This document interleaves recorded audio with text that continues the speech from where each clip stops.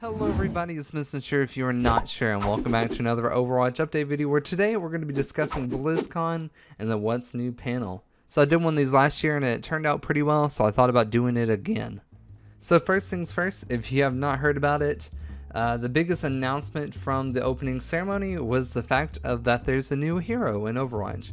Moira is a support character that is also a talent geneticist. So the idea behind her is that she was doing some pretty unethical work with DNA, and she got slipped into the Blackwatch team and helping them with some of their research, but whenever Overwatch got disbanded, she got picked up by Talon. So this is where most of her work is coming from. Her main weapon is her biotic grasp. Using her left hand, Moira expends the biotic energy to heal allies in front of her. Her right hand fires a long-range beam weapon that saps enemies' health, healing Moira and replenishing her biotic energy. Her next ability is Biotic Ore. Moira launches a rebounding biotic spear that she can choose between a regeneration effect that heals the allies it passes through, or a damage over time effect that deals damage to enemies and decays their health. Her movement ability is called Fade. She quickly teleports a short distance, and it looks very mobile. Her ultimate is called Coalescence. Moira channels a long-range beam that both heals allies and bypasses barriers to damage her enemies. If I had to give any prediction for this character and in the sense of a meta, I feel like she'll be good on specific maps due to her close quarter abilities. She seems like a good Symmetra Lucio mix, since Lucio can heal a bunch of allies and so can she. So I think this will be interesting to see what she evolves into, so you guys have to let me know your thoughts. But other than that, the other big thing that came from this Overwatch opening ceremony is the new map. It's a new hybrid map called Blizzard World, which takes ties from all the other Blizzard franchises and sticks them into one map. It looks really fun, it looks very colorful, and I think it'll be a fun map to play, and I assume it's going to be on the PTR next week. Other than that, we have a new animated short that was Honor and Glory featuring Reinhardt. It gives you the means of what it feels like to be a gold Reinhardt main, is pretty much the idea of this animated short. But in reality, it gives more backstory to Reinhardt and the reason why he has his eye cut, and sort of why in some senses that he has the personality that he does today. That about does it for the opening ceremony. Let's get on to the What's New panel. The What's New panel didn't really have anything too new in it. It was basically an overview of what was announced in the opening ceremony. So the one thing that they did show that was new was Moira's origin story, which you can see that on YouTube, and I'll be linking it in the description, which basically still goes over the part that she's an evil scientist and showing off some of the background of her and showing her in different settings like with Talon, which I think is pretty cool to see. One thing they did discuss was Moira's concept art and the early idealization of the character. So they start off with her being kind of a tentacly kind of character, kind of look like Dr. Octavius, but they decided to go against that and went to more of a science direction, which helped them make the lore. And they took actually some early design concepts of Sombra and actually implemented it to her. So you can sort of see that vibe while looking at the final concept art.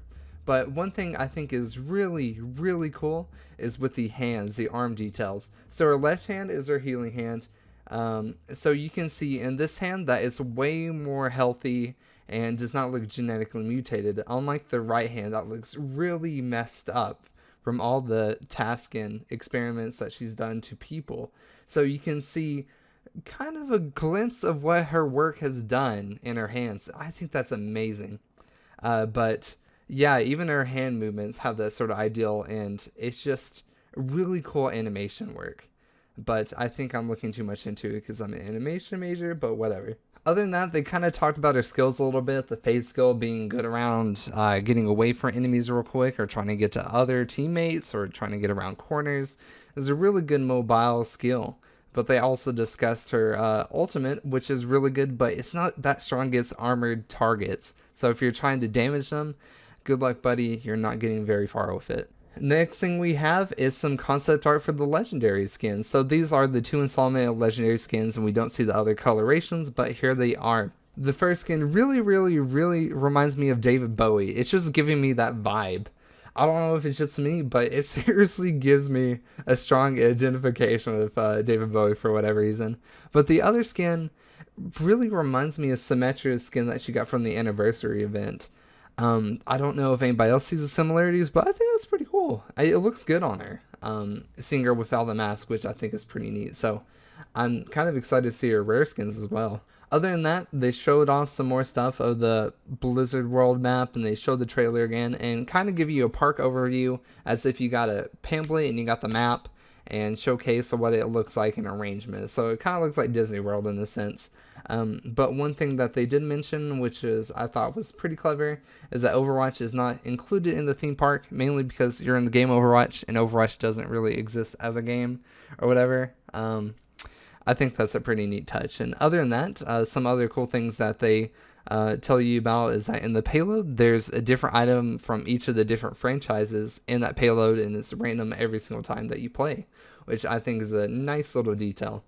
But other than that, you just go through different points of each of the franchises, go through little main parts, like you start in Hearthstone's Tavern, and then you go into King Loric's Chamber. I think it's a pretty cool atmosphere and a really clever idea of a map.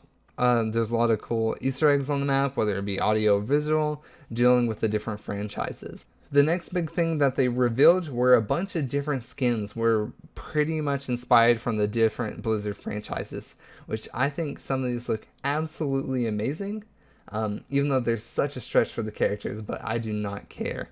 My favorite one has to be the Nova Widowmaker. That looks fantastic, and it's such a good design. And next will be Orissa's. That looks wonderful, but here those are for everybody.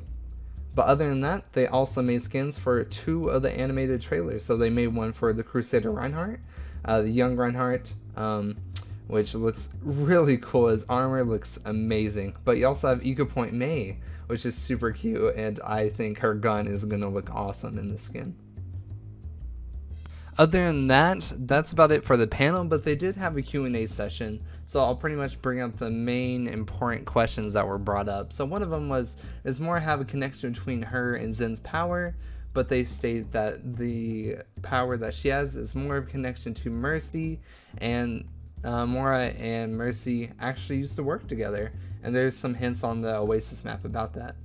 The next question is, Pharah's self-damage is going to be removed since Junkrat's self-damage was removed.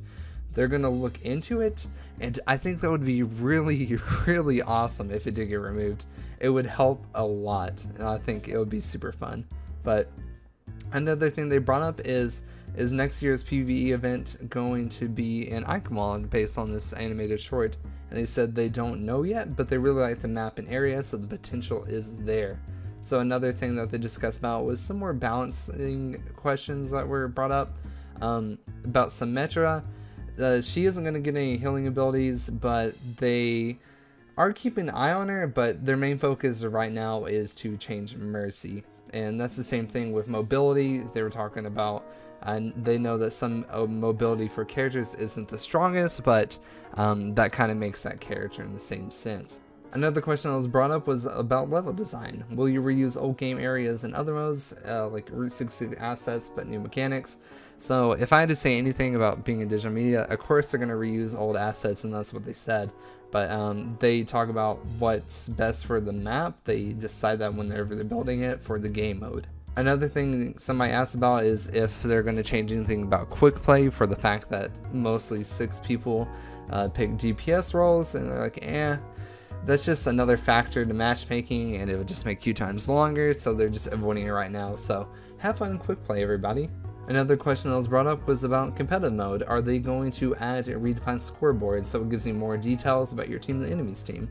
They said they're looking into it, but they don't have any immediate plans. But I feel like if they did something for esports and spectating, I feel like that can transfer over pretty easily. But other than that, they talked about how they were interested in single player content and maybe looking for a game system.